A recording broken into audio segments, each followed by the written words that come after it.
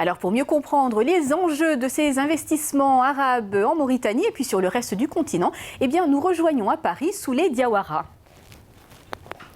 Monsieur Diawara, soyez le bienvenu. Merci beaucoup.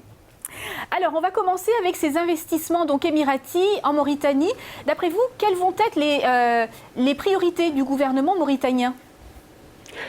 Je pense d'abord que les priorités du gouvernement mauritanien vont être de trois ordres.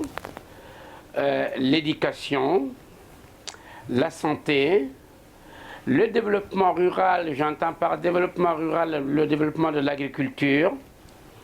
Et je pense que la visite récente du président Razouani à Rosso est l'expression de la volonté du gouvernement mauritanien d'investir massivement dans le domaine rural pour pouvoir développer l'agriculture et principalement l'agriculture vivrière.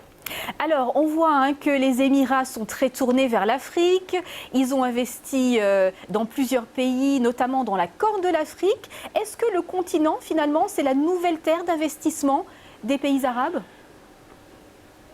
Oui, je pense que après la Chine, les pays arabes et principalement les Émirats, pour des raisons stratégiques, parce que l'Afrique de demain sera incontestablement incontournable sur le plan économique.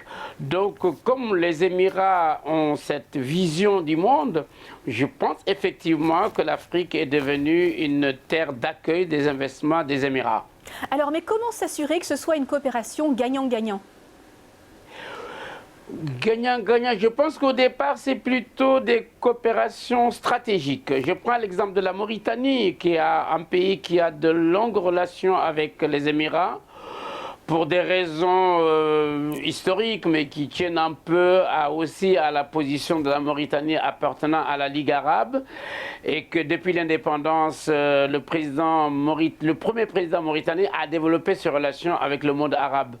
Et je pense que c'est ça qui continue, donc c'est davantage des investissements stratégiques.